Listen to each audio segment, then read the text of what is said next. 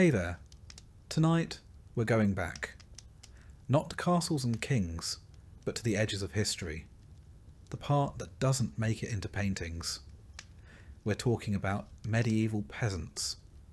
The ones who didn't ride horses or wear crowns. Who survived plagues, hunger, cold, and 100 small indignities, all without a title to their name. No glory, no legacy. Just long days, short nights, and a quiet kind of strength most of us wouldn't last a day in. If this kind of calm, slow history helps you unwind, feel free to like the video and subscribe, but only if it actually brings you peace. And let me know in the comments where you're listening from, and what time it is right now. It's always strangely comforting to see who's out there falling asleep to the same quiet story. So, dim the lights. Turn on a fan if you like that soft background hum. Settle in and let's begin. At the edge of the map. This village doesn't have a name, or if it did, no one remembers it. It sits in a shallow valley somewhere in the vague middle of nowhere. A soft crease in the land, just distant enough to avoid roads, records, or royal attention. You wouldn't find it on a map. If you had a map, which you don't, you've never even seen one. Here, the world ends where the trees begin. The forest is thick and slow-moving, like something ancient that's only barely tolerating your presence. The fields stretch outward in irregular patches of green and brown, worked until exhaustion, then worked some more. Somewhere to the north is a river. You've never seen it, but you've heard it mentioned, in the same tone one might speak of dragons or saints. This is where you were born, and where you'll die. Maybe 60 steps from one to the other. The homes are rough and slumped, as if the wind has pushed against them too many winters in a row. The walls are wattle and daub, that is, mud, straw, and sticks, carefully woven together and patched endlessly with whatever the weather hasn't taken yet. Roofs are thatched, and they sag under their own weight, always leaking in places you can't quite reach. The village smells like wet wool, smoke, and earth. A sour edge of livestock. A trace of damp rot. None of it surprises you anymore. It's the smell of living here. The road leading in is not really a road, just a muddy track where ox carts have worn a pair of grooves deep enough to collect rainwater and mosquitoes. No one important has travelled it in years, perhaps ever. Most days pass quietly. A distant bell marks the hours from a chapel in another village, if the wind carries the sound. Otherwise you measure time by the position of the sun, or the depth of the shadows across the field, or the ache that settles into your spine before noon. There are maybe a dozen families here, enough to fill a small gathering on feast days. Everyone knows everyone. Everyone knows everyone's problems, and everyone politely ignores them until it's necessary not to.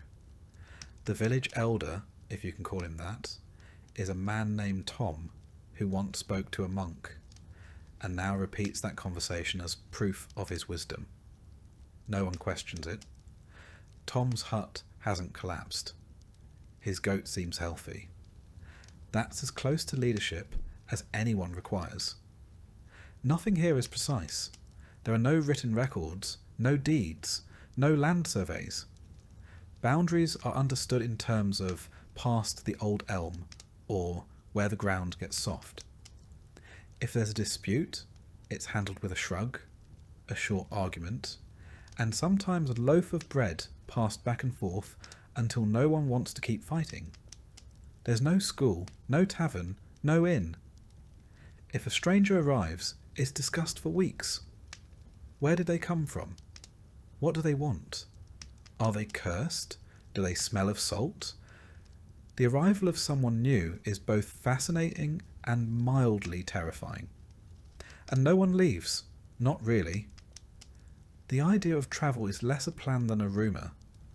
You've heard of towns, of cities, of places where stone buildings stretch 2 or even 3 stories high.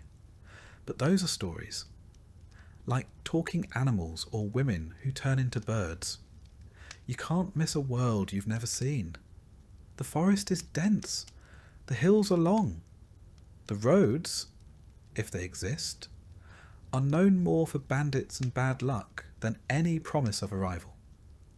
What would you do, even if you reached one of those distant places? You don't speak any other dialect. You don't carry coin. You don't know the customs.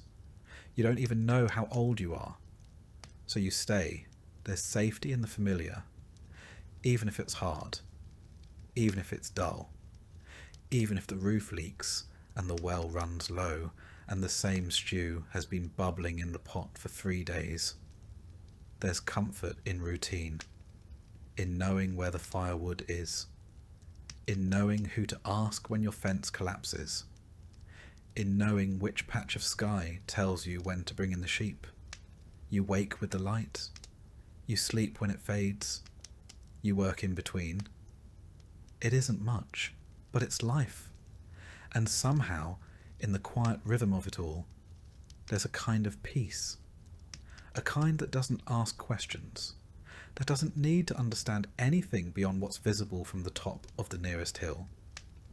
You might hear, once in a while, about a war, or a king dying, or a comet in the sky that scared a village 5 days' walk from here.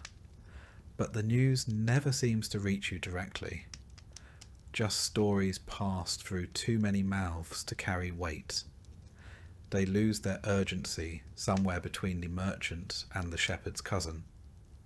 Even time feels different here. Seasons don't shift cleanly. They bleed into each other. A damp spring becomes a wet summer. A hard frost turns into the kind of winter that chews through your boots. You don't count years. You count harvests, dry ones, wet ones. The bad one when the rye grew black with rot. The good one where the barley came in thick and heavy, and even old Marjorie smiled for a week. His steward does. He collects grain, asks questions, writes things down. You answer carefully, never with too much detail. He doesn't seem to like detail. You've never met the king. You're not entirely sure what he does, but you know his name, and you say it when you pray, just in case it matters. Because here, on the edge of the map, most things don't change, and when they do, it's usually for the worse. Still the hearth glows. The roof mostly holds. The pottage is warm. And tomorrow the same sun will rise over the same hills. And for now, that's enough. In your lifetime, you'll walk hundreds of miles, but almost all of them will be in circles. Most people in the medieval countryside never travelled more than a few miles from where they were born. Not because they lacked curiosity, or energy, or boots, though boots were often a luxury, but because the world beyond the next hill didn't really belong to them, and the idea of going to find it, that felt as far-fetched as flying. You grew up learning the names of every patch of land between your home and the edge of the field. You knew the shape of every tree stump on the path to the well. You could tell who had walked the road by the depth of their footprints in the mud. Everything beyond that started to feel theoretical. The next village over might only be 5 miles away, but it may as well have been a foreign country. You'd heard stories about it. Who married who stole a goat, who said the priest snored during Mass. But you hadn't seen it, and you likely wouldn't, because travel was dangerous. Not in the fun, thrilling way. In the quiet, exhausting, possibly fatal kind of way. Roads weren't well-kept paths lined with signs and travellers' inns. They were mostly muddy tracks through forests, fields, and long stretches of very empty, very silent land. No maps, no directions. Just vague advice like, go until you see the leaning pine tree, then left past the stone that looks like a sleeping pig. And on those paths there were things to worry about.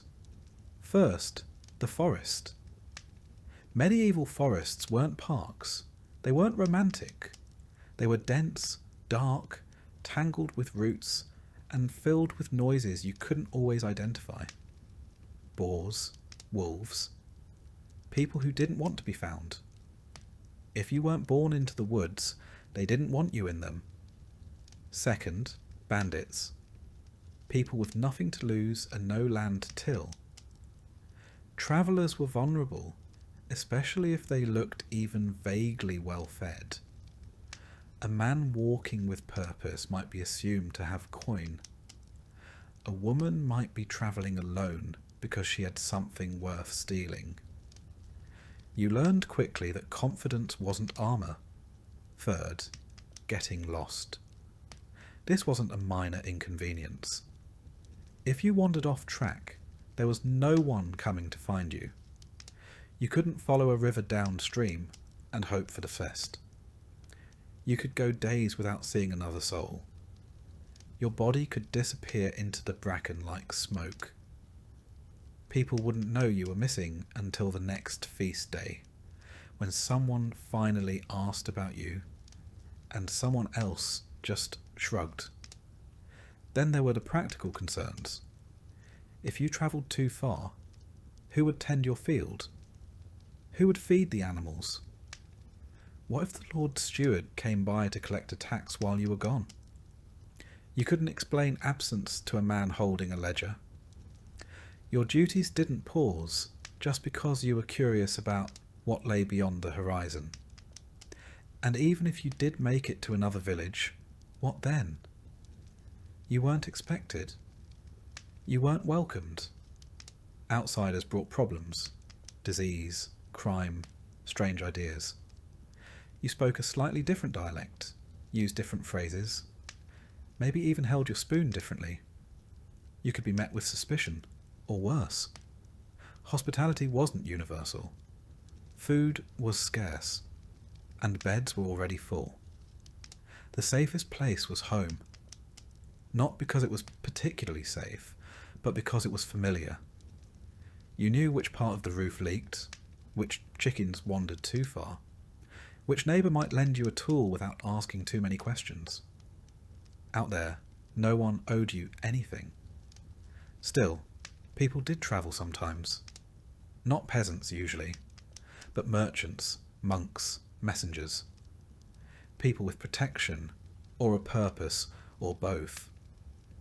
You might see them once or twice a year, coming through with carts full of wool or salted fish, trailing stories behind them like campfire smoke. They spoke of cities where buildings were made of stone, and shops sold spices, and people walked streets that didn't turn to soup every time it rained. It sounded impossible. You listened, but you didn't dream too hard. Because even if it were true, what would you do in a place like that? You couldn't read. You didn't own coin. You wouldn't know which customs were expected. The city could swallow you whole, and no one would even know your name. So you stayed.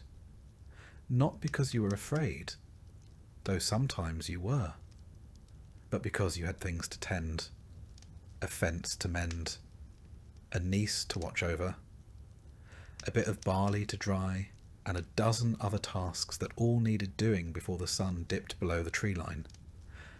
And because, truthfully, you didn't need the world to be bigger than it was. The village was enough. It had gossip and conflict and weather and sickness and fleeting joys. It had the rhythm of bells and the turning of seasons and the quiet pride of surviving another day. Sometimes you dreamed of seeing what was beyond the woods. But most days, you just hoped the stew wouldn't burn while you fetched water. The village was enough. It had gossip and conflict and weather and sickness and fleeting joys. It had the rhythm of bells and the turning of seasons and the quiet pride of surviving another day. Sometimes you dreamed of seeing what was beyond the woods, but most days you just hoped the stew wouldn't burn while you fetched water. Some people did leave, usually the desperate or the reckless, sometimes the ambitious. A young man might set out in search of work, or adventure, or a cause worth dying for. He might come back with a limp, or a story, or not at all. And when he didn't return, no one said much. Just shook their heads and said, "He went beyond the trees," as if that explained everything. Maybe it did. For those who stayed, life was small, but it was also known. You weren't lonely exactly. You shared your days with family, neighbours, animals, and the land itself. There was comfort in repetition, comfort in the familiar complaints. You didn't need to see a distant city to understand the value of warmth, or taste cinnamon to know the joy of sweet bread, or cross a kingdom to feel love or sorrow or boredom or hope. And as the years wore on, and the aches settled deeper into your joints, and the children grew taller than the fence posts, the idea of travel faded. Not with regret, but with understanding. Some people were meant to move. You were meant to stay. There is no blueprint, no architect, no pile of neatly labelled lumber waiting to be assembled.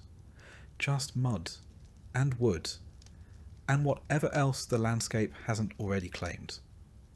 Your home isn't a house, not in the way most people think of one.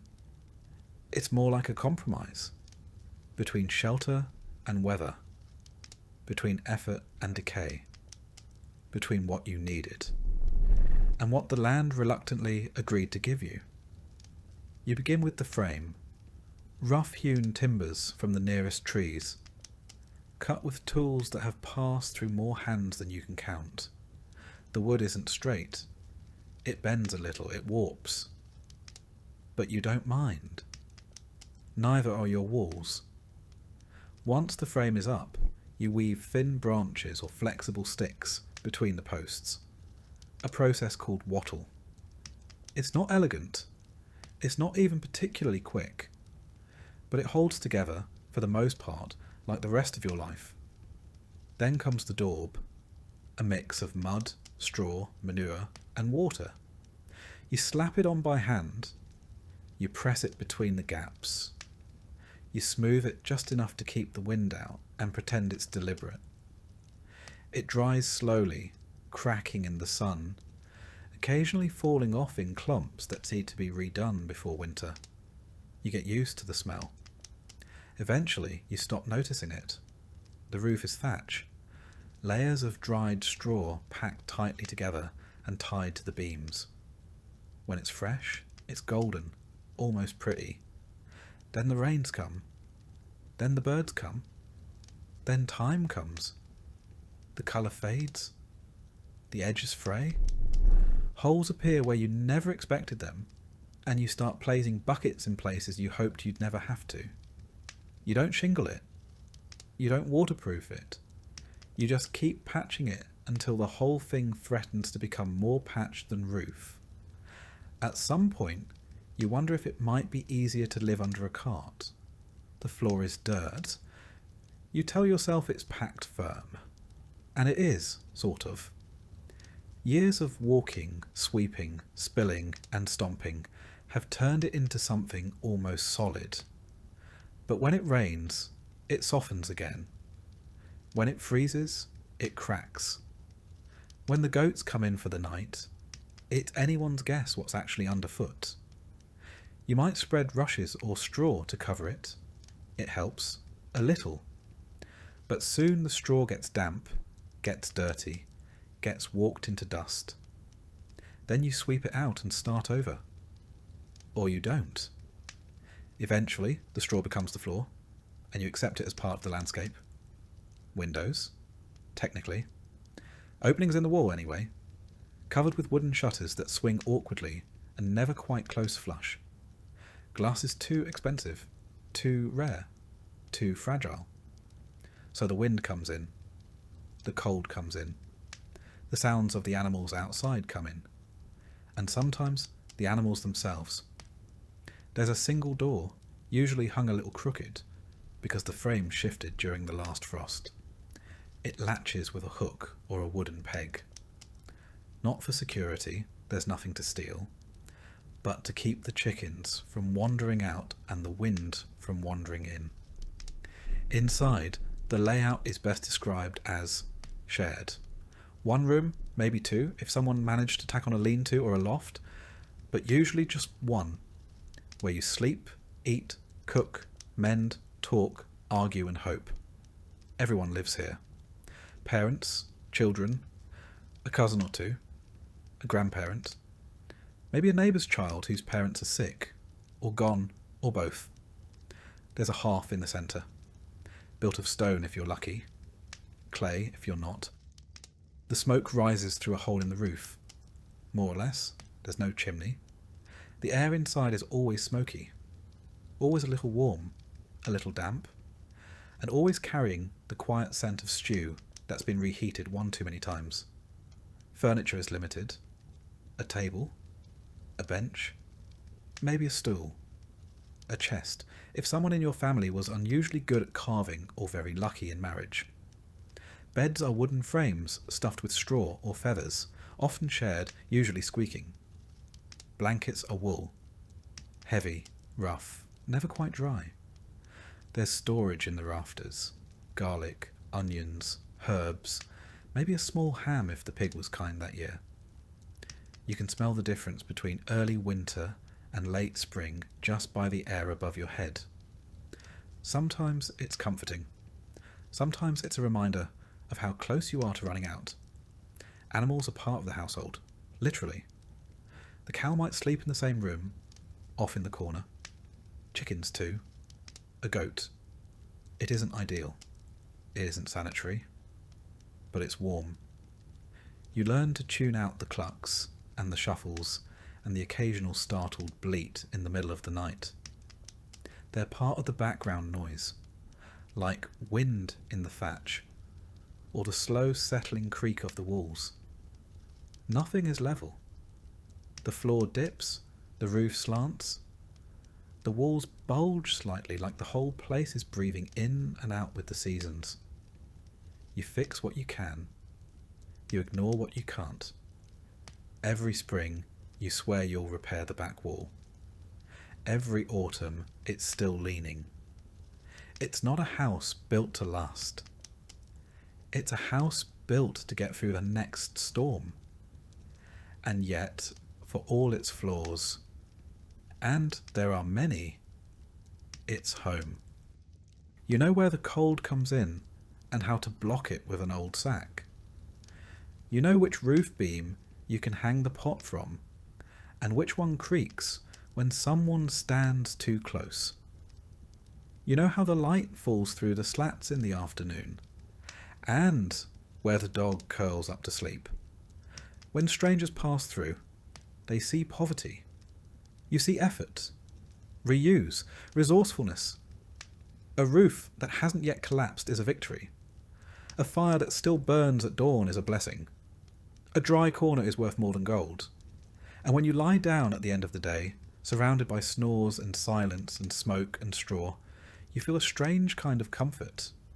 Not pride exactly, but presence. This is your space. It bends. It leaks. It shifts in the wind. But it's held. And so have you. For the average medieval peasant, food was not an experience. It wasn't colourful or diverse, or even all that warm.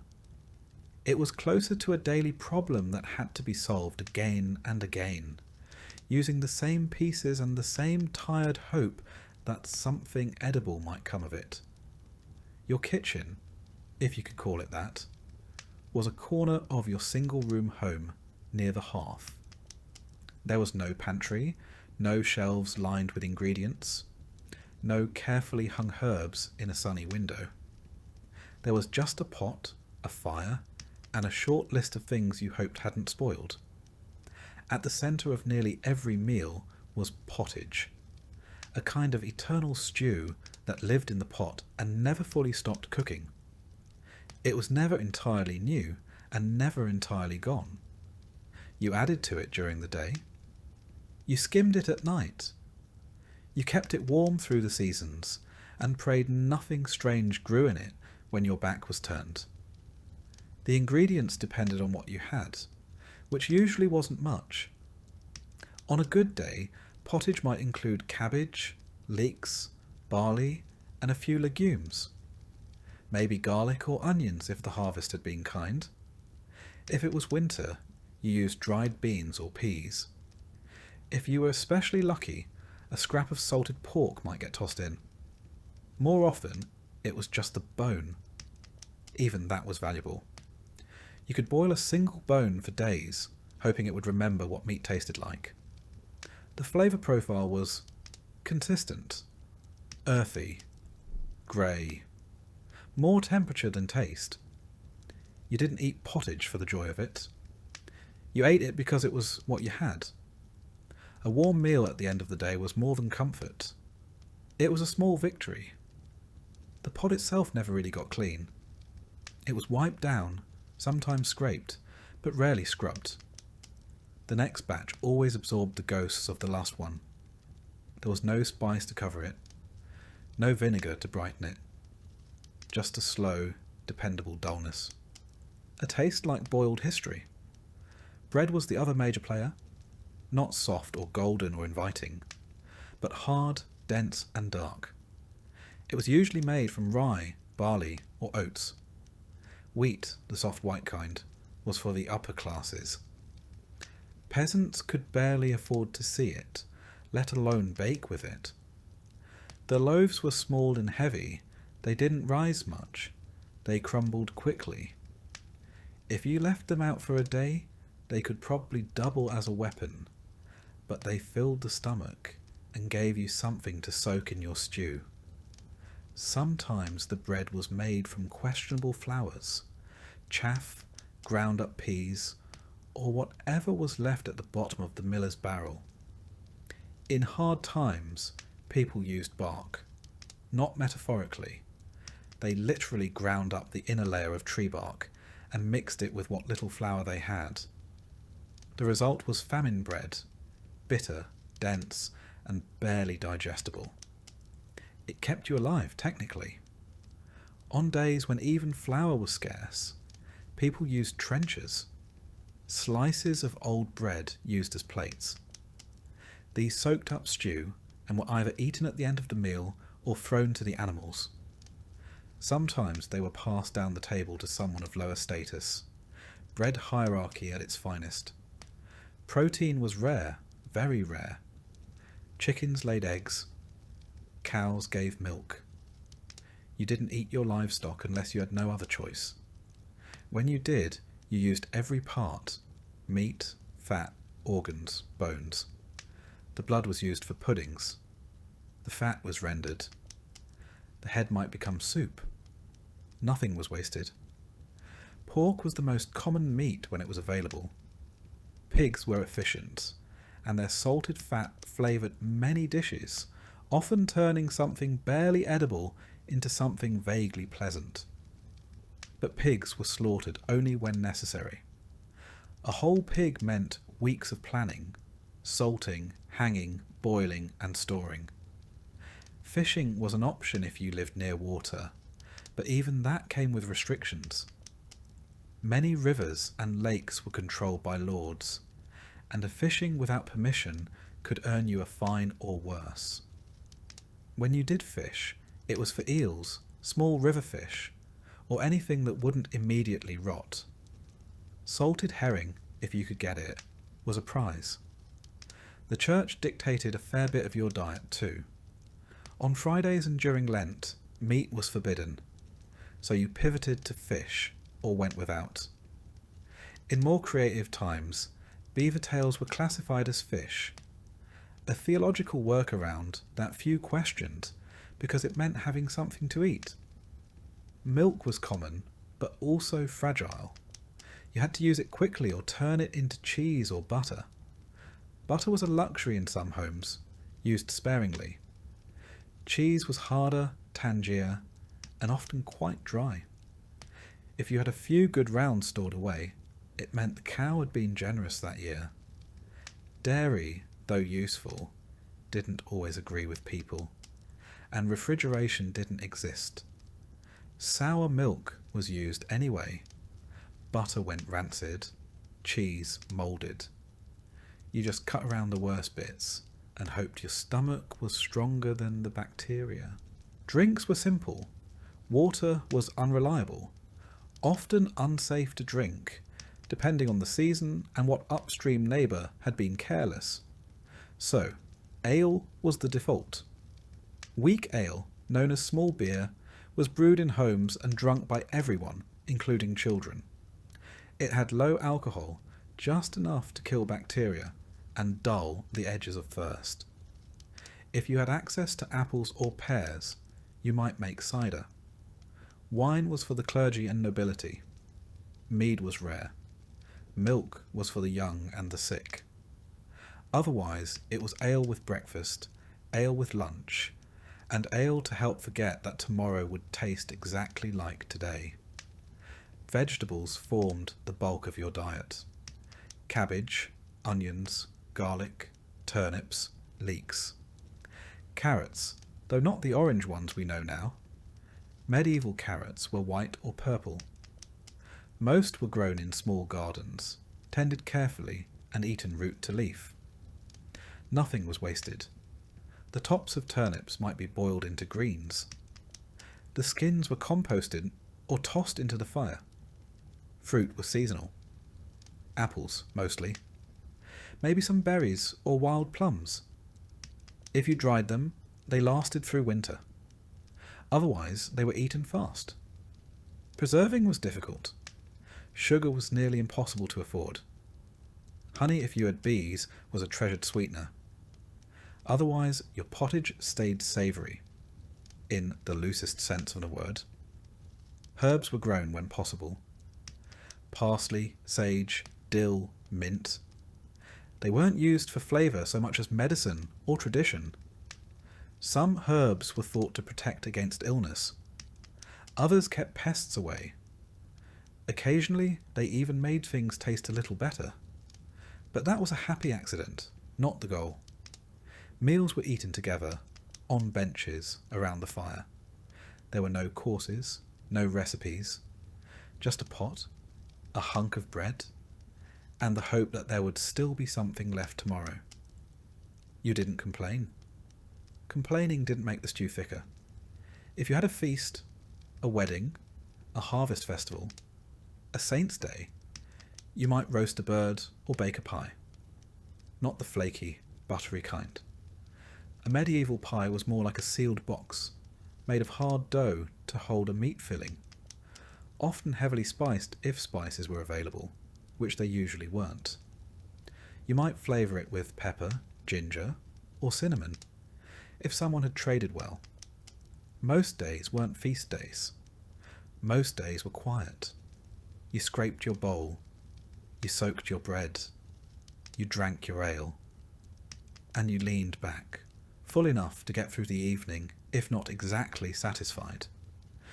There was comfort in repetition, in knowing what the pot would taste like, in knowing how much bread was left, in watching the same hands prepare the same meal by the same fire as the wind whispered through the cracks in the wall, and the animals shifted in their sleep. The stew boiled, the bread cooled, and you once again had enough. If you were a medieval peasant, you didn't own much. You might have a patch of land, a few tools, a couple of animals, a crooked house you built with your own hands. But none of it, technically, was yours.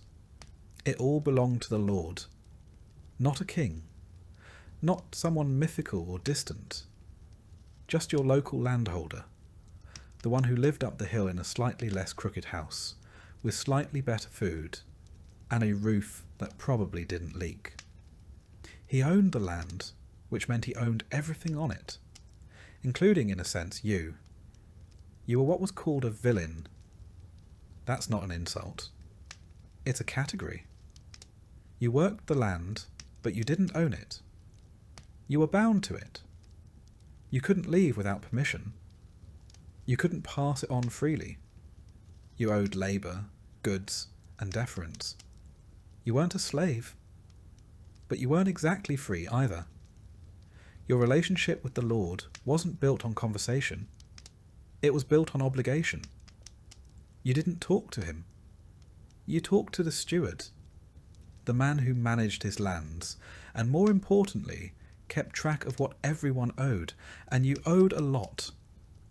Let's start with labour. A few days a week, sometimes more during harvest.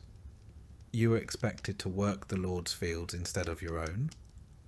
This was called corvée labour. You got nothing for it, no payment, no thanks. Just the knowledge that, somewhere in the manor house, someone ate because of what you did. You also owed taxes, and they came in many shapes.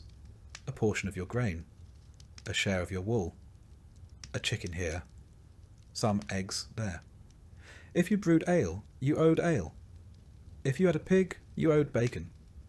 If you managed to catch fish, guess who owned the river? The taxes didn't end with food. If you used the mill, you paid a fee, even though the mill was the only way to grind your grain, even though the Lord owned the mill and set the price. You might be tempted to grind it by hand, but doing so was often illegal, punishable by fine or worse. Because the Lord didn't just want his share, he wanted control. Same with the oven.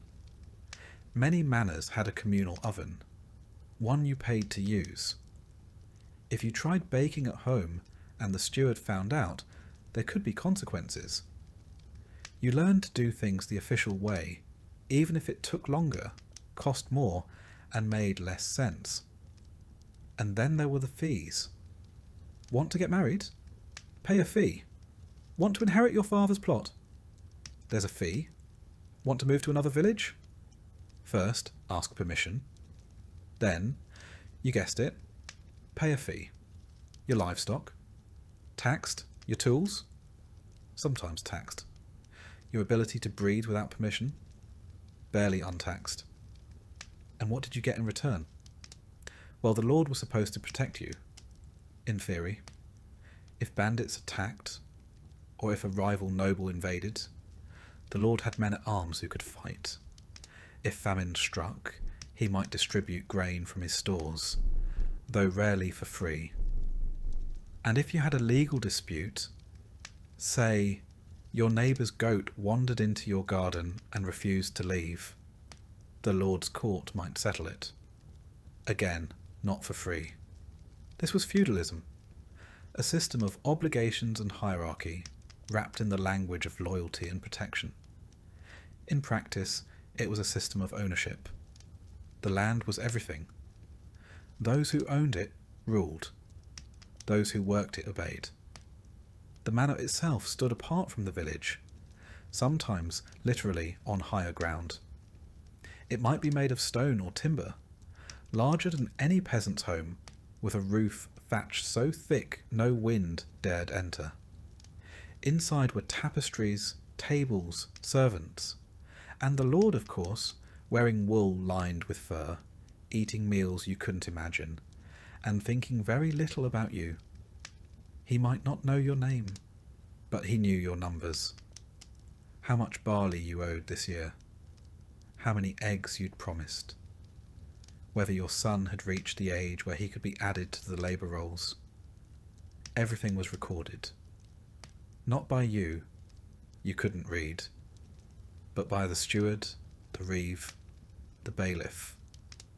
Men with wax tablets or bits of parchment who came around with questions you learned to answer carefully. And if you didn't meet your obligations, there were punishments. Fines, usually, more goods taken, days added to your labour. In extreme cases, your tools could be confiscated, or your land reclaimed, or your house, your goats, your dignity, all of it, gone. You didn't resist. Resistance wasn't rebellion. It was foolishness. But here's the strange part. The system worked. Not because it was fair, but because it was stable. It had rules, predictable if harsh. You knew what you owed. You knew what was expected. There was no guessing, no sudden surprises. Just a steady, grinding rhythm of give, give, give. And occasionally, just occasionally, the Lord would give something back. A feast day where food was distributed.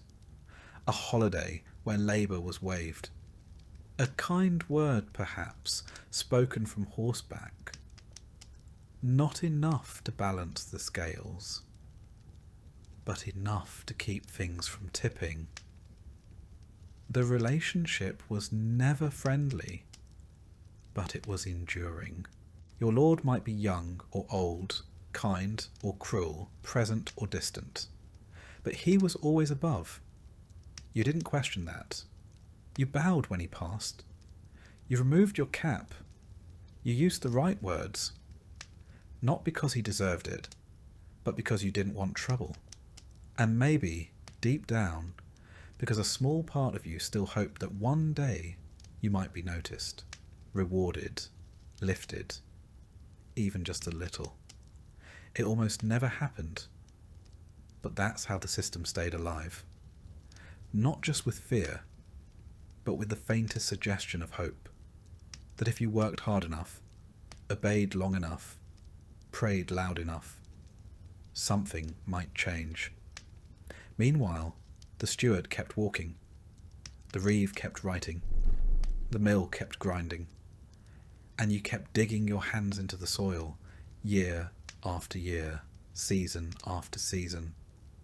There was no retirement, no bonus, no upward mobility, only the quiet knowledge that you had fulfilled your role. You had done what was asked.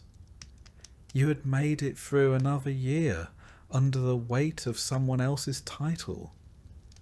And as long as the Lord was pleased, you were allowed to go on living. Long before the Black Death swept across Europe and etched itself into history books, medieval peasants were already well acquainted with sickness. Not the kind of illness that came and went with the seasons, though there was plenty of that too, but the slow, constant presence of something always waiting to go wrong. Infection, fever, wasting, swelling, coughing. Disease wasn't an event. It was a feature of life. You didn't need a continent-wide catastrophe to be laid low. All it took was a small cut, a single flea, a bit of water that looked clear but wasn't. And unlike weather or taxes, illness didn't follow rules. It arrived without warning, and it rarely left quietly. There were no hospitals. Not really. If you were lucky, your village had a wise woman, maybe a midwife, someone who knew which herbs to boil and which ones to burn. If you were extremely lucky, there might be a monk nearby, literate, well-meaning, and slightly more effective than random prayer. But for the most part, when you got sick, you stayed home. You lay in bed, you sweated through your shirt, and you hoped. Most people didn't understand what caused disease. The word germ hadn't been invented yet. Microscopes were centuries away. What you had were theories, old ones, confusing ones, and often wrong ones. Some believed in miasma, bad air that carried disease through smell. If a village reeked of rot, manure and smoke, it was assumed to be dangerous, which, in a way, was correct, but not for the reasons people thought. To combat the bad air, People stuffed herbs into their clothes, carried flowers in their sleeves, or walked around with vinegar-soaked rags pressed to their faces. Not pleasant, not helpful, but deeply believed. Others blamed divine punishment. Illness came from sin, from impure thoughts, disobedient acts, or general moral decay.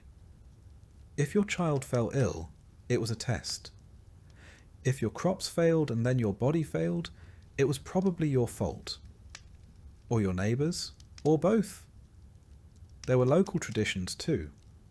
Some thought illness came from the evil eye, a glare from someone jealous or angry. Others blamed moon phases, animal spirits, or grumpy saints.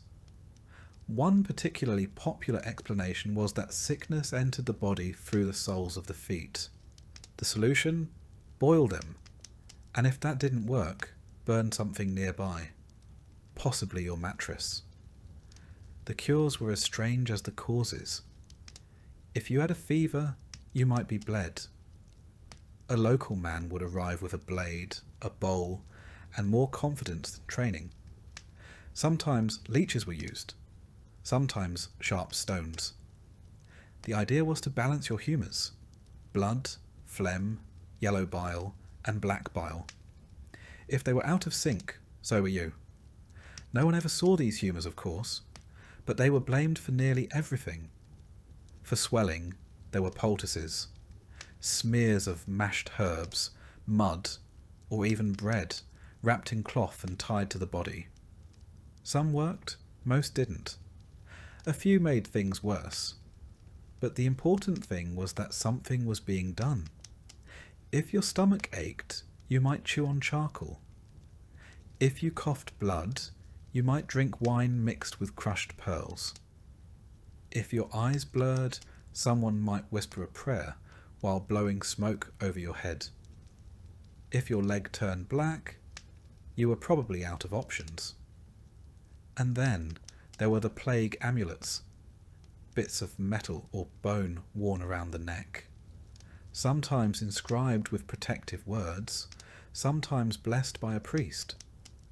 Some people buried onions in the corners of their homes. Others hung garlic above the door. One popular remedy was to tie a live chicken to the infected area and hope the illness transferred to the bird. It rarely did, but hope was in short supply, and people clung to whatever they could. Sickness was isolating, but not in the way we think of now. You didn't quarantine, you didn't call for help, you just tried to work until you couldn't. When that moment came, you lay down, and others carried on. Children were fed, animals were fed, you were given broth maybe, and a few murmured prayers. Sometimes illness passed. The fever broke. The swelling went down. You walked again, slowly, with a new limp and a deeper respect for warm soup. Other times it didn't, and your family lit a candle. Plague, in the broader sense, wasn't always the dramatic kind that left bodies in carts. More often, it was a slow infection, skin turning dark, limbs swelling, a cough deep enough to rattle the walls. Smallpox, leprosy, dysentery. Even the flu could sweep through a village and leave half the population in bed. There were no case numbers, no charts, just stories. A traveller from another village said the cough had started there last week, or someone heard that 3 children had died near the river. You paid attention. You started boiling more water. You left herbs under the door. You kept your distance, even if no one said why. Death was not always feared, but it was recognised. People knew when it was near. They knew the signs. Breathing that slowed, skin that cooled, eyes that turned dull. There were prayers for the dying, soft ones, whispered by firelight. When the Black Death finally did arrive in the 14th century, It hit with a violence that dwarfed everything before it. But by then, the world was already familiar with sickness. The idea that you could be well in the morning and gone by night was not new. It was just happening more often. The plague came in waves, and each time it returned stronger, stranger. Buboes swelling in the neck and groin. Fever that stole the mind. Blood that darkened and bubbled. People died in days, sometimes in hours. Entire villages vanished. Fields went untilled. Bells rang too often. Some peasants tried to flee, but disease travels faster than feet. Others turned to religion, doubling their prayers, whipping their backs, promising to live better if they were spared. A few turned to violence, blaming outsiders, blaming sinners, blaming anyone but the wind. The church offered explanations and comfort and burial. Monks died in droves. Priests vanished. In some places, death became so common that the funerals were skipped. Bodies were buried in mass graves, often without names. And yet, life continued. People learned how to survive around sickness. They accepted it the way they accepted hunger or cold, not joyfully, but with a kind of tired resilience. They cleaned their homes more often. They shared herbs. They whispered new prayers. Some believed that surviving one sickness gave them protection against the next. Others didn't believe at all, but they got up anyway and milked the cow. Children grew up learning which plants to avoid, which ones to chew, and which ones to boil until they stopped smelling like feet. They knew how to wrap a wound, how to wait out a fever, how to tell when someone wasn't going to get better, and when you should stop hoping. And through it all, they didn't stop living. They married, they harvested, they shared meals, such as they were.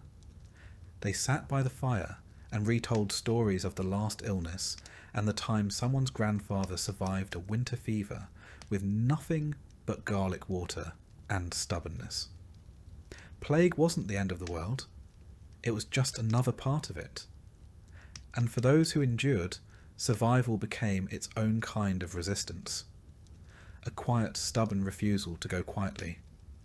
A belief that tomorrow would come. And if it didn't, someone else would remember your name. Or at least the way you always added rosemary to the broth. Night in the medieval countryside wasn't peaceful. It was silent in the way a cave is silent. Full of creaks, distant sounds, and the kind of quiet that makes you notice how loudly your own body exists. The day ended when the light failed, and everything that wasn't already put away had to be dealt with quickly. Because once darkness fell, the world shrank to the size of your hearth. There was no artificial light, no candles burning freely into the night. Wax was too valuable. If you had a tallow lamp, it was reserved for emergencies or religious devotions. Most nights, the fire dimmed, the coals glowed softly, and that was all. And so you slept. But not in the way we think of sleep. Not in a single, unbroken stretch. Sleep in the Middle Ages came in 2 acts. First sleep, then a waking period, and finally a second sleep. This rhythm wasn't accidental. It was how people adapted to the long, lightless hours between dusk and dawn. You would drift into your first sleep not long after nightfall. The fire would be banked, the animals would have quieted, children would be hushed. The home, 1 room, maybe 2, would stretch out into stillness. If you had a mattress, it was stuffed with straw or feathers, possibly lumpy, often shared.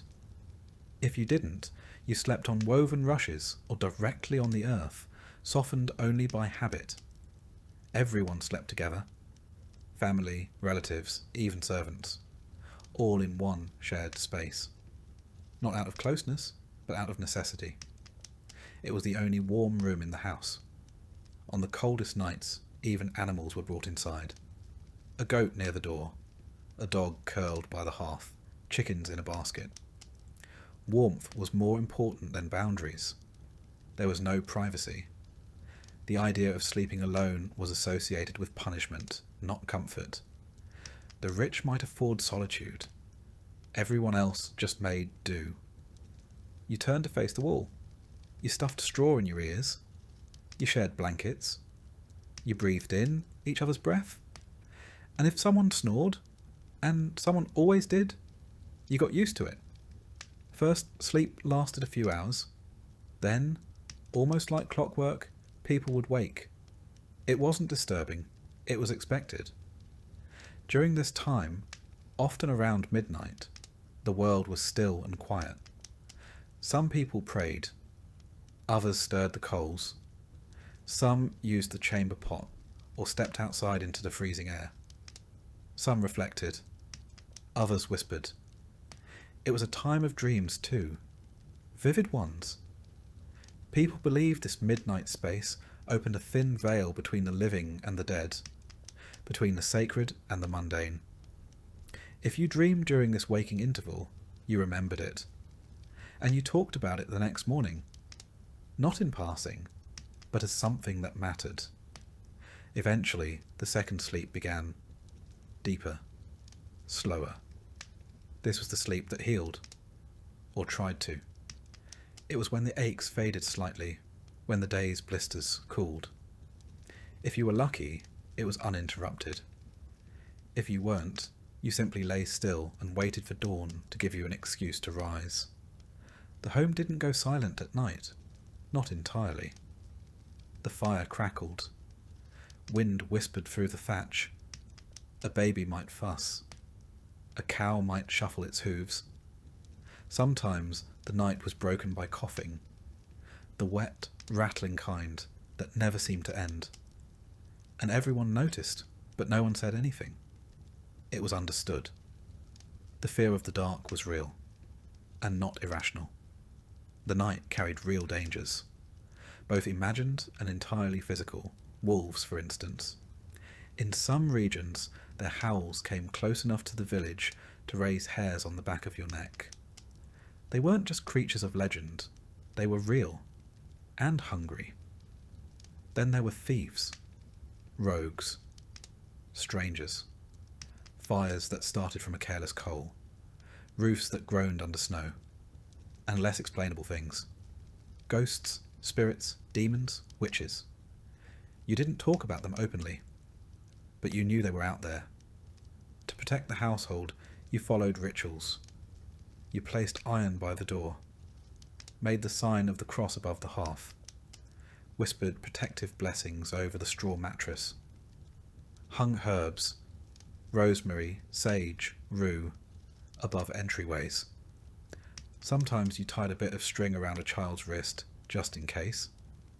Even with protection, some families believed that sleep left you vulnerable, that the soul wandered while the body rested. So people tucked in carefully, covered mirrors, faced the bed toward the fire, avoided sleeping with their feet pointed toward the door. The cold was its own enemy. It seeped through walls, through thatch, through poorly sealed doors. People didn't sleep under mounds of blankets. They layered wool, fur, cloaks, tunics. The idea of undressing for bed would have seemed absurd.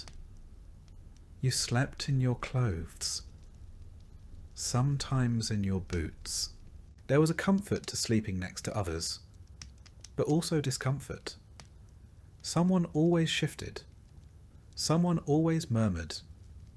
There were elbows, knees, the occasional surprise from the family dog. But this was normal. You didn't expect silence. You expected closeness. And in that closeness, you found a strange kind of security. You heard your father breathe, your child twitch, your grandmother mutter a prayer in her sleep. It wasn't peaceful, but it was human. It was shared. When you dreamed, your dreams mattered. A field of wheat might mean prosperity. A snake, illness. A broken tooth could mean death. You learned to interpret these things. Or you found someone who could. The village had dream readers. Not officially, but everyone knew who to ask. The church had its own ideas. It warned that some dreams were from the devil, that sleep was a time when temptation could slip in. You were told to pray before bed, to avoid certain thoughts, to keep your soul ready in case the night was your last. Because it could be. People went to sleep and didn't wake up. Illness could take hold while you rested. A fever could rise. A cough could deepen. And by morning, someone might be gone. Quietly, as if stolen. This uncertainty gave every morning a slightly reverent tone. When the light returned, and the rooster cried out, and the coals were stirred back to life, it meant you'd survived again. You sat up slowly. Every joint reminded you of your age, no matter how young you were. The cold bit your nose. You wiped your face. You looked around and counted bodies. Everyone who stirred was accounted for. Everyone who didn't was checked on. And then, once the living were confirmed, the day began. Water was fetched, bread was prepared, animals were fed. The dream you had, if it was important, was shared. And the memory of the night faded, not erased, just softened, folded into the next stretch of time. In winter, sleep came early and stayed late. In summer, it shortened. But the rhythm remained. First sleep, a waking hour. Second sleep, a world without clocks, but not without routine. And for all its discomfort, there was something grounding in that rhythm. Something honest. You didn't aim for comfort. You aimed for endurance. And if you happened to find rest along the way, a moment of warmth, a particularly quiet night, a dream that didn't leave you afraid, that was a gift. One you didn't question. One you didn't expect again too soon. Some years you're simply hungry. Other years you're in a famine. It's not the same. Hunger is manageable. It has rules. You stretch food. You ration. You hope. But famine breaks the rules. It's when the fields fail, the root cellar is bare, and there's no more pretending that next week will be better. It's when food becomes an idea more than a substance. In a medieval village, you often saw it coming. It started in the spring. Too much rain, or none. The barley came up patchy. The beans flowered, then browned. The cabbages cracked open too early. The wheat heads stayed stunted, bowed like they were already mourning something. You noticed. Everyone did. At first no one said it. But the looks were exchanged. The calculations made. Quietly. Internally. How much is left from last year? How much seed can we keep? How much can we afford to eat? The answers were never good. The hardest part was knowing what to do next. Not in winter, but in summer. Because that's when you had to choose between planting the seeds or grinding them into flour. Between saving for a harvest that might never come, or feeding your child one more bowl of something warm. And so the portions began to shrink. The stew got thinner. The bread got smaller. The bowls didn't come back empty. They just came back less often. You didn't panic. Not yet. You told yourself this happened once before, or that another village might have extra, or that the manor stores could fill in the gaps. Hope was still on the table, just not much else. By August, it became harder to ignore. By September, it became impossible. You stopped feeding the animals first. Chickens were quiet. The goat's bleating grew hollow. The dog, if you had one, stopped barking and started following you more closely, like it understood it was next. Bread became ritual. One loaf split 5 ways. Everyone chewed slower. No one commented on the crust. Even the smallest crumb was swept up with reverence. The stew was now mostly water. If it had colour, it was from the pot. You boiled weeds. You ground roots. You pulled up things you didn't recognise and hoped they weren't poisonous. Some weren't. You didn't sleep through the night. Not because you were afraid, but because your stomach reminded you, every few hours, that it was still empty. The children asked fewer questions. That's how you knew it was real. They didn't ask when the bread was coming. They didn't ask for honey. They didn't beg for stories. They sat close to the fire and stared. They learned how to wait. And your neighbours? You stopped seeing them outside. The village quieted. No more laughter in the lane. No more arguments about sheep. Just the occasional cough or crack of firewood. Famine didn't make people cruel. It made them silent. Sometimes someone would bring back a rabbit, or a bird, or a handful of acorns that could be soaked and ground. You chewed them even when they still tasted bitter. You smiled anyway. Not because it tasted good, but because it was something. You tried not to resent the manner. Sometimes they gave grain. Sometimes they didn't. The steward came around less. That was good and bad. Good, because he wasn't there to take anything. Bad, because he wasn't there to help either. His silence said more than words ever could. The church did what it could. Bread after mass. Alms for the poorest. But they too were stretched. You prayed more. Not out of faith, but out of repetition. Words are easy when your hands are too tired to do anything else.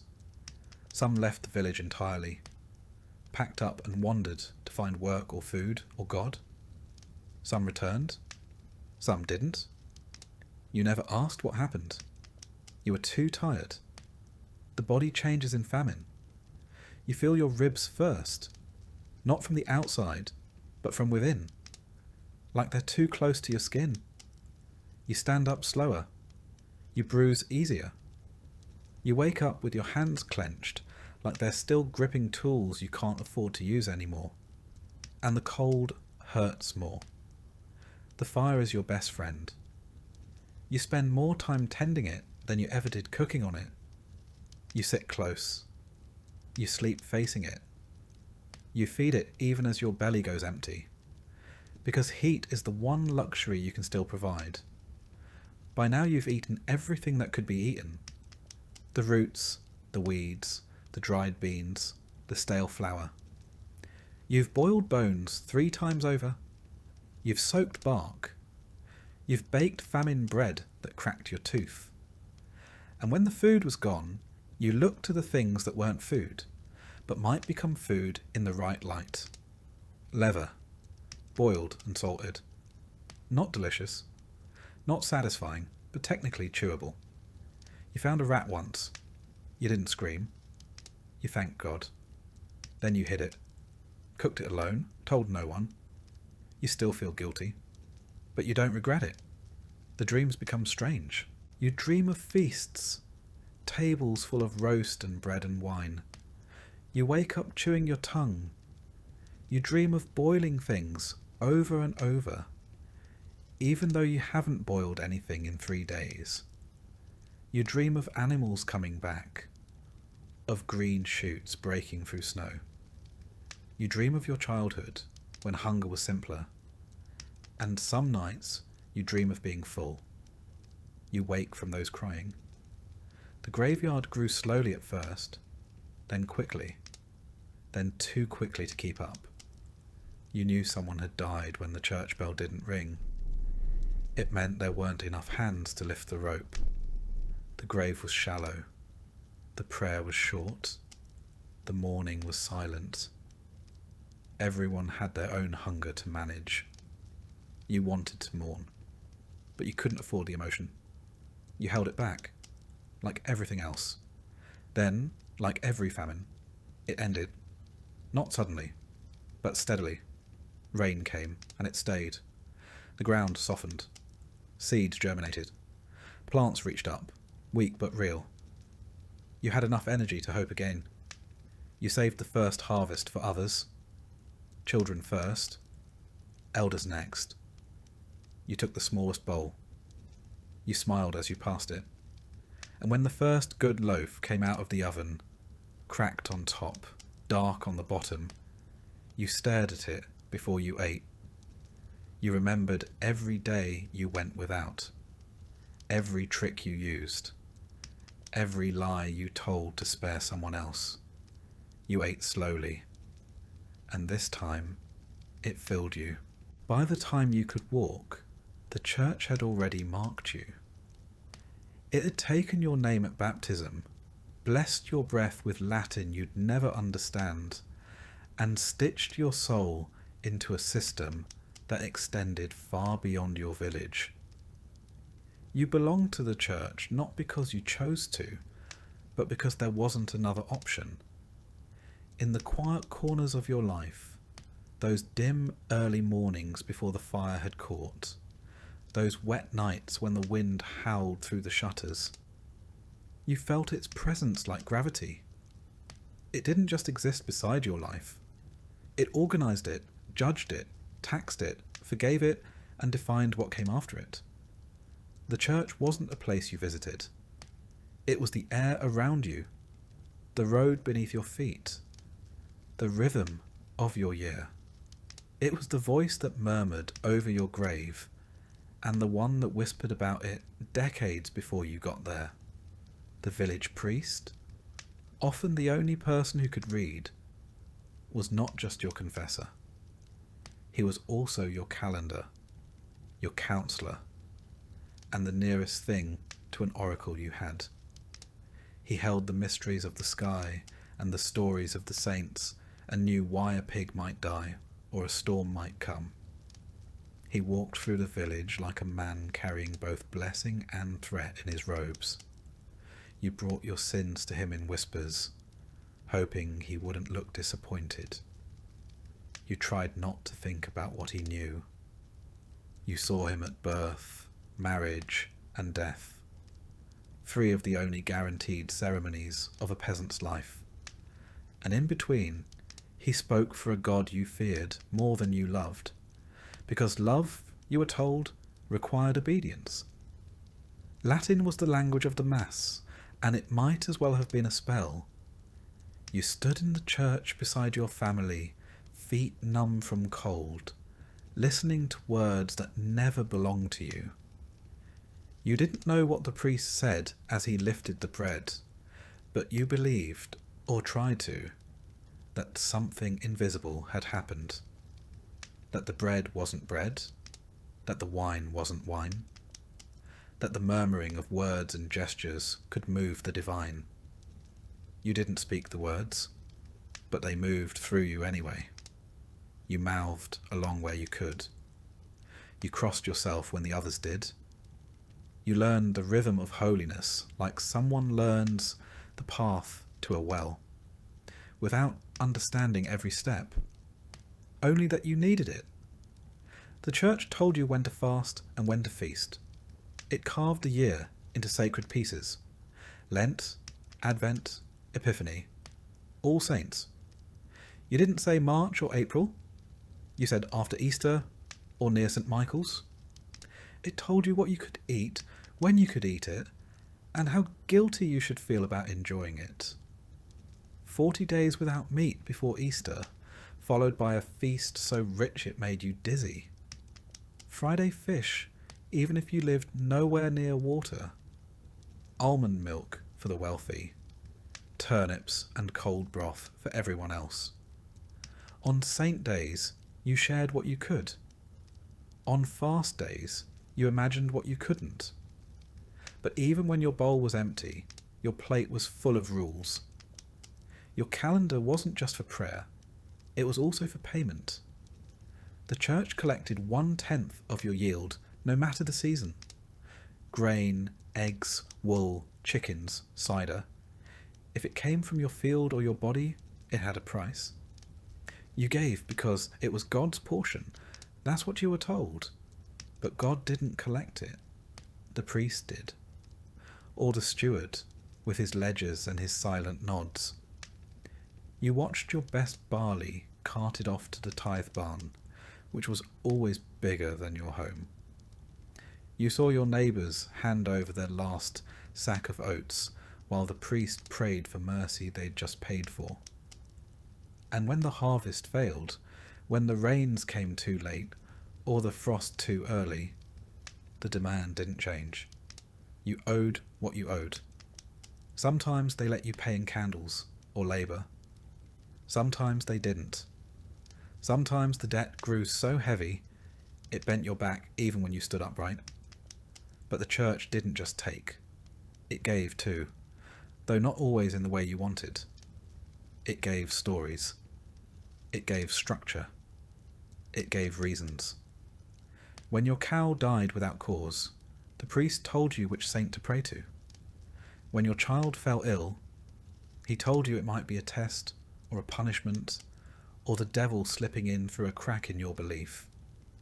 He offered blessings and sacraments, told you to light a candle or visit a shrine. Sometimes he gave you a scrap of relic, an old bone, a tooth, a ribbon soaked in some forgotten martyr's blood. You held it like treasure. Sometimes it worked. Sometimes it didn't.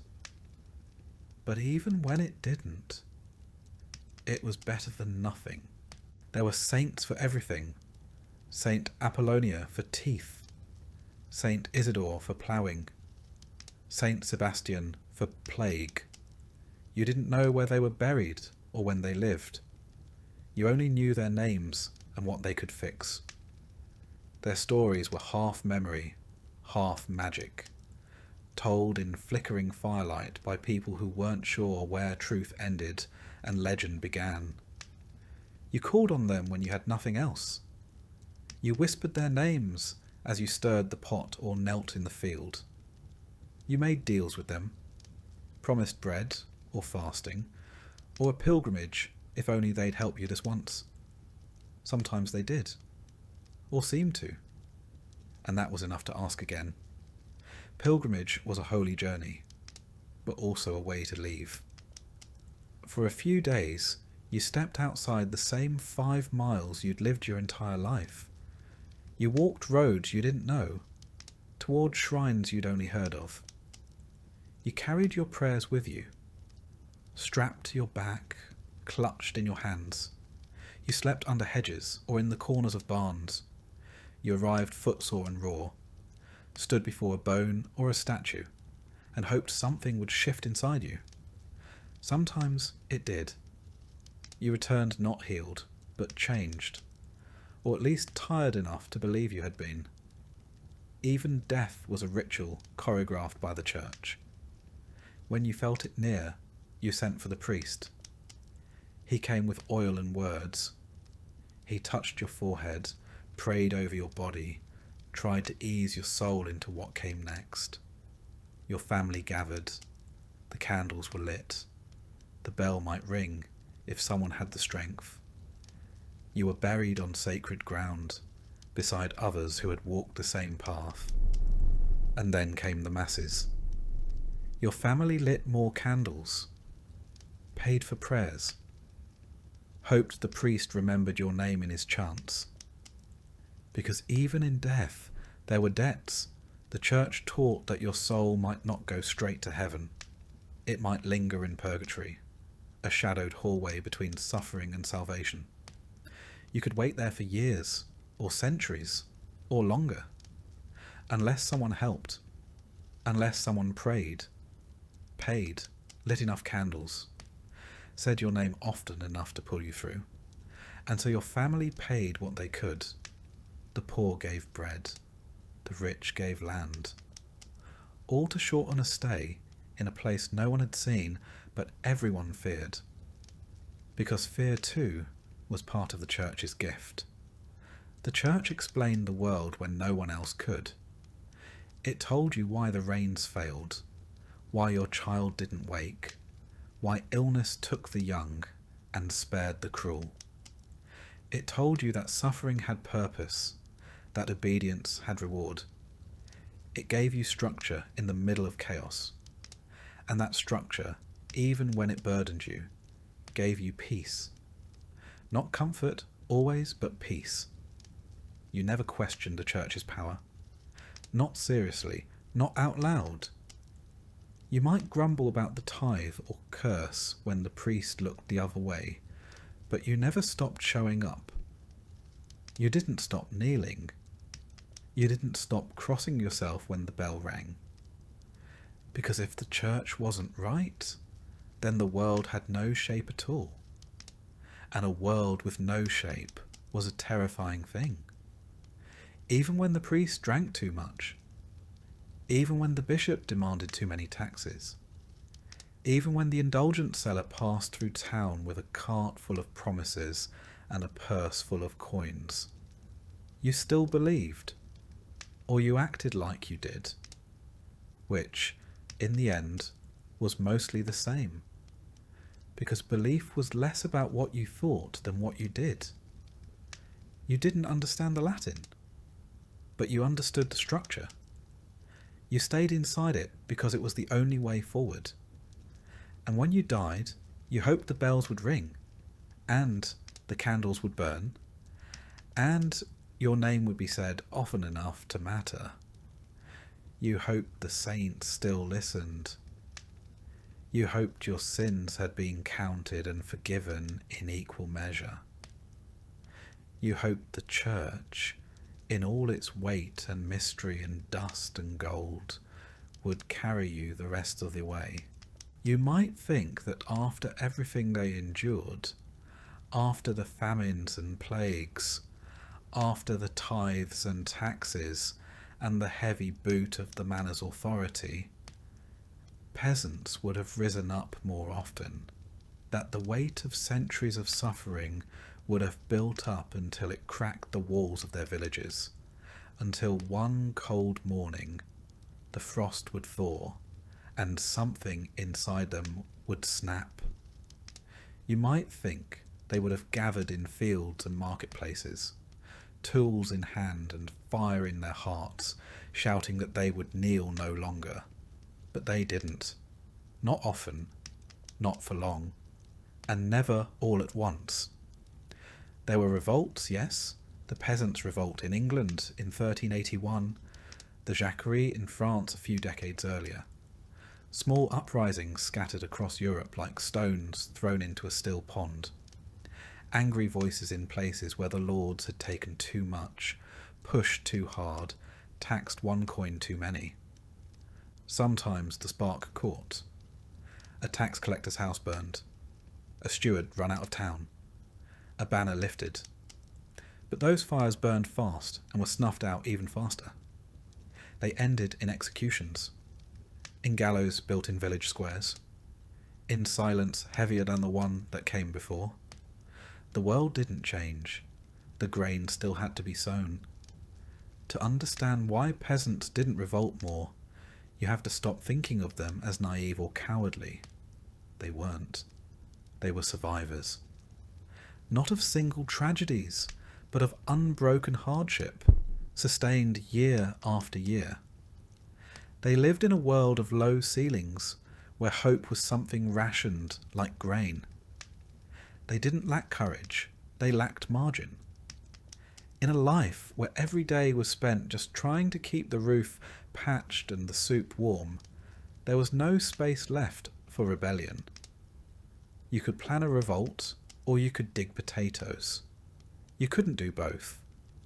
The truth was, the system worked. Not because it was just all kind or efficient, but because it was ancient. It had sunk its roots into the habits of generations. It didn't need to be explained. It simply was. You owed labour. You owed grain. You owed the church its tenth, and the Lord his harvest. You owed a quiet nod when the reeve passed your door. You were born into that owing, and unless you were exceptionally lucky, you died in it too. But by staying within those bounds, you could survive. Barely, yes, but you could. The cost of stepping outside those rules was too high. The manor had soldiers, the church had excommunication. The king had no idea you existed, but he had laws that still bound you like rope. The penalty for defiance wasn't always death. Sometimes it was worse. Banishment, starvation. Your family left to carry the debt you tried to escape. Everyone had heard a story. A father taken. A mother whipped. A cousin who disappeared after refusing to pay. The stories were passed down not to stir rebellion, but to prevent it. Besides, rebellion often didn't feel like an option, because the people you lived beside were not strangers. They were your kin, your neighbours. You shared fields, tools, fences and prayers. Even if you hated the steward, you might still marry his daughter. Even if you resented the tithe, you still brought bread to mass. The village wasn't a place you could leave easily, nor was it one you could tear apart without tearing yourself apart in the process. To revolt against the manor was, in some small way, to revolt against the rhythms of your own life. It's easy, centuries later, to imagine the peasant as a figure of eternal submission, head bowed, hat in hand. But this picture misses the complexity of their world. Submission wasn't servitude, it was negotiation. Most peasants did not simply suffer. They adapted, they bartered, they bent. They found cracks in the walls and made homes in the spaces between the rules. A pig kept off the ledger, an extra sack of rye buried in the earth, a bribe given in eggs rather than coin. These were the rebellions they could afford. They were practical people. Their world was not governed by ideology, but by weather. The question was not what is just, but will this feed us through winter? And justice, if it ever came, was a luxury they didn't trust. Lords changed, priests were replaced, rules shifted, but the wind still blew, the soil still needed turning, and children still cried from hunger. You didn't revolt against that. You endured it. The church played its part too, and perhaps more effectively than the sword. It taught that suffering was holy, that endurance was righteous, that the meek would inherit the earth, though it never said when. You were taught that your trials were not punishment, but purification, that your obedience would be rewarded not in this life, but in the next. And if the promise of heaven wasn't enough, the threat of hell filled in the rest. Fire, torment, gnashing of teeth, all waiting for the proud, the rebellious, the ones who said no. And yet, the peasants were not passive. Their resistance was just quieter. They gossiped about the steward. They sang rude songs about the Lord's habits. They laughed when the priest stumbled on a sermon. They told stories at night of better days and better men. They found dignity in the smallest acts, a shared crust, a well-timed silence, a field tended just a little differently than the rule book said. Their rebellion was in the way they survived, despite it all. Not because they accepted the system, but because they made it bend just enough to let them breathe. Sometimes, of course, things changed. A lord died and his son was kinder. A new bishop forgave debts. A terrible storm reminded the powerful that even they were mortal. But those changes came from above. The peasant's job was to wait, to endure, to hand down what little they had, and to teach their children to be quiet when they had to be, and brave when they could be. And there were dreams. Of course there were. You might not have called it revolution, but you thought about a different life. You dreamed of a day when your child wouldn't have to carry the same burdens, when no one would knock on your door with a list of dues, when your back wouldn't ache before 30, when you could sleep without worrying about wolves or soldiers or winter. Those dreams kept you going, but they lived beside reality.